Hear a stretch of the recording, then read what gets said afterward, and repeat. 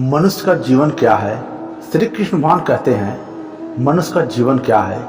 जब वह जन्म लेता है और वह अक्सर मृत्यु की ओर चलने लगता है, मनुष्य को यह ज्ञान नहीं रहता है मैं क्या कर रहा हूँ और किस लिए कर रहा हूँ, मेरा जीवन है क्या, इसका निर्णय कैसे मैं ले सकता हूँ। सिर्फ वह आंख बंद करके जो समाज में जैसा चल रहा है उसके अनुसार से वह दौड़ना चालू कर देता है। और वह कब तक दौड़ता है जब तक उसकी मृत्यु नहीं आ जाती है। और बहुत से मनुष्य ऐसे हैं जब वह जन्म लेता है तो उसके आगे पीछे कोई नहीं रहता है।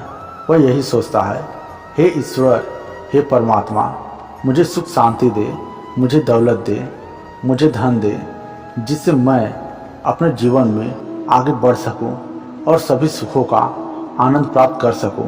और इसी चक्कर में अपना पूरा जीवन व्यतीत कर देता है। वह ये नहीं सोचता है मृत्यु के बाद मैं कहाँ जाऊंगा, मेरा क्या होगा। वह सिर्फ जब तक वह जीवित है सिर्फ वह यही सोचता है मैं किस तरह से धनवान बन जाऊं। वह यह नहीं देखता है क्या सही है क्या गलत है।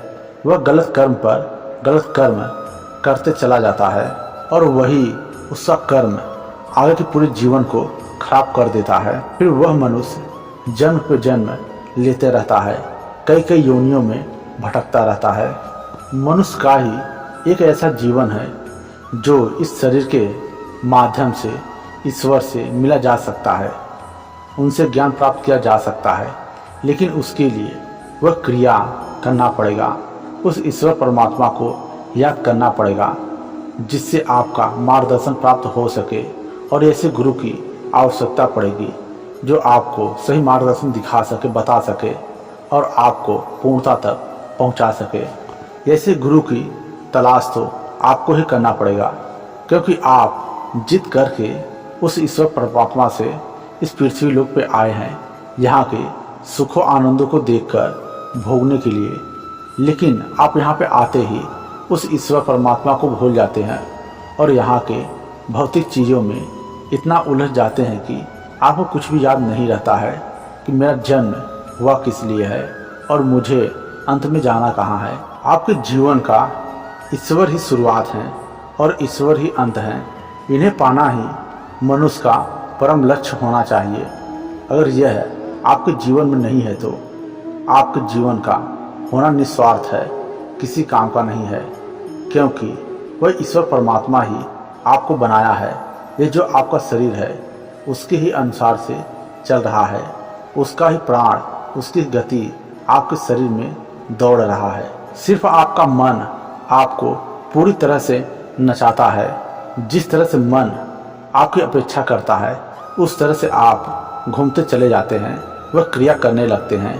आप ये नहीं सोचते हैं क्या सही है क्या गलत है, इसलिए मन को काबू में करें और ईश्वर परमात्मा की ओर आगे बढ़ें।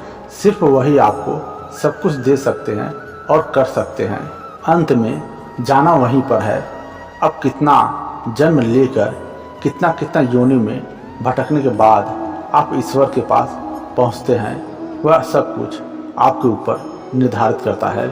जो भी व्यक्ति एक अध्याय से 200 अध्याय तक श्री कृष्ण भगवान का यह वीडियो देखता है तो उसके अंदर श्री कृष्ण भगवान स्वयं स्थापित हो जाते हैं। अधिक जानकारी के लिए यह वीडियो देखें। जय श्री कृष्णा।